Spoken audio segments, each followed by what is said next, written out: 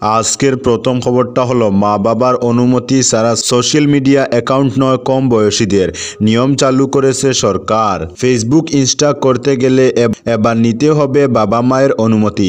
18 বছরের কম বয়সীদের social media account খোলার ক্ষেত্রে এমনই নিয়ম চালু করতে পারে কেন্দ্র।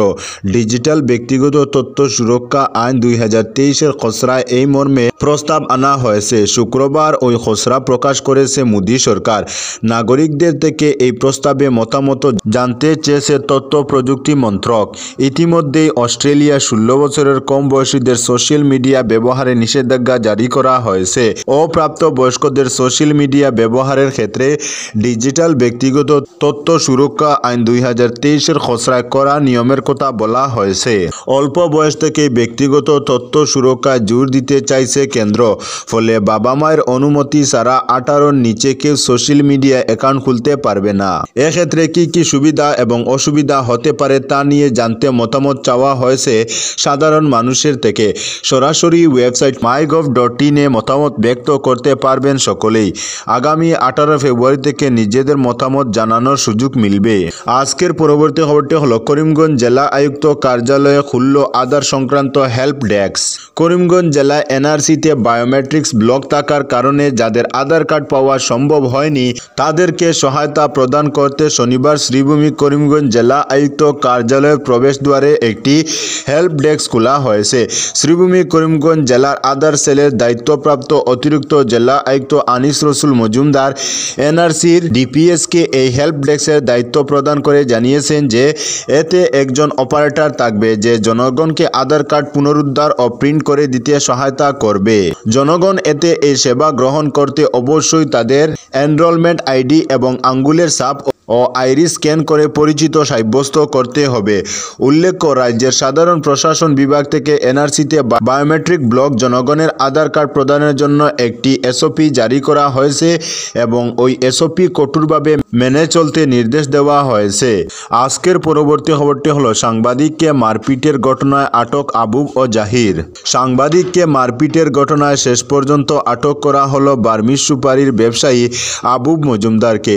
শনিবার সন্ধ্যা রাতে কাছাড় পুলিশ আবুব মজুমদার সহ তার সহযোগী জাহির আব্বাসকেও গ্রেফতার করে সদর থানায় দুজনকে আটক করে জিজ্ঞাসাবাদ চালাচ্ছে পুলিশ।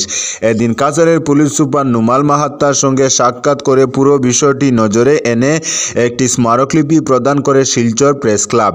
দোষীদের বিরুদ্ধে অতি সত্বর বিহিত ব্যবস্থা গ্রহণের আর্জি জানিয়েছিলেন প্রেস ক্লাবের সাধারণ সম্পাদক শঙ্কর দে সহ অন্যান্যরা। গোটা বিষয়টি রাজনৈতিক ও অন্যান্য চাপ থেকে বিরত থেকে পুলিশ সুপারকে সাংবাদিক নিগ্রহের ঘটনায় কড়া পদক্ষেপ গ্রহণের আবেদন জানিয়েছেন শঙ্কর দে। এদিকে পুরো ঘটনা নিয়ে পুলিশ সুপার নুমাল মাহাত্তা আইন অনুযায়ী ঘটনার সত্যতা প্রকাশ্যে এনে ঘটনার মূল অভিযুক্ত সুপারি মাফিয়া আবুব আহমেদ মজুমদার সহ তার সঙ্গে জড়িতদের বিরুদ্ধে কড়া পদক্ষেপ গ্রহণের আশ্বাস দিয়েছিলেন। উল্লেখ্য, দুদিন আগে সাংবাদিক সমীন সেন ডেকে নিয়ে পেশাগত গুন্ডা বাহিনী দিয়ে আক্রমণ করা হয় বলে মালুগ্রাম থানায় মামলা দায়ের করা হয়। আজকের পরবর্তী খবরটি হলো 7 ঘন্টার মধ্যে চুরি হওয়া বাইক উদ্ধার লালা পুলিশের বৃহৎ সাফল্য। 7 ঘন্টার মধ্যে চুরি হয়ে যাওয়া বাইক উদ্ধার করে নজির সৃষ্টি করেছেন লালা থানার ইন্সপেক্টর ওসি আলহিম স্লাং নংপল।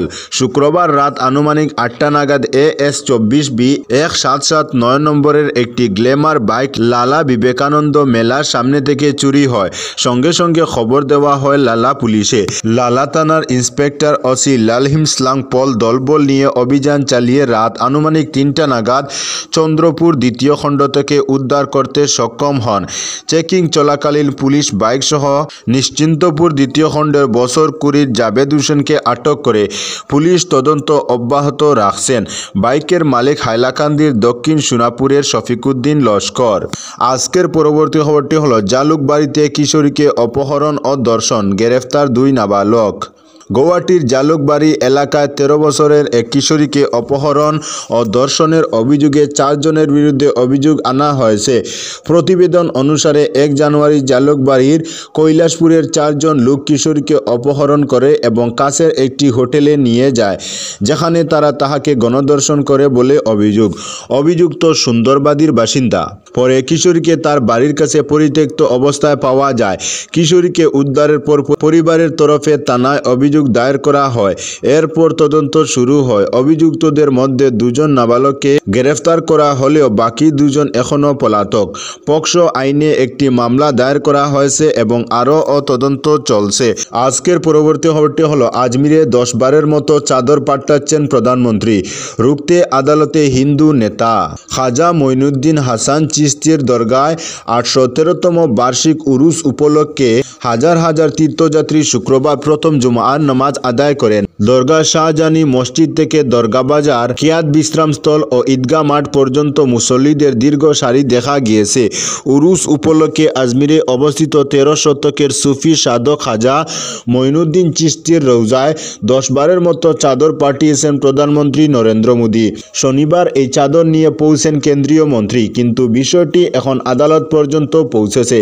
হিন্দু সেনার সভাপতি বিষ্ণু গুপ্তা দরগায় প্রধানমন্ত্রী নরেন্দ্র মোদীর চাদর দেওয়ার উপর নিষেধাজ্ঞা চেয়ে আদালতে আবেদন করেছেন।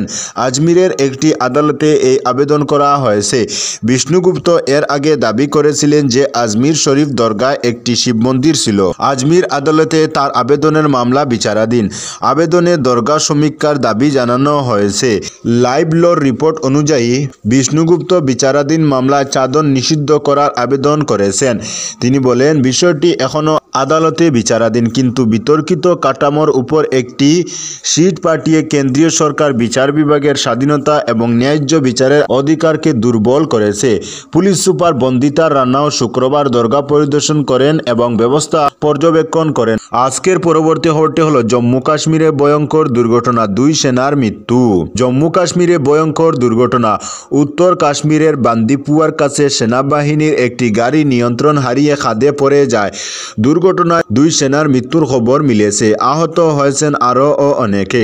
ইতিমধ্যে শুরু হয়েছে উদ্ধার অভিযান। ঘটনাস্থলে পৌঁছেছেন জম্মু ও কাশ্মীর পুলিশের শীর্ষ আধিকারিকরা।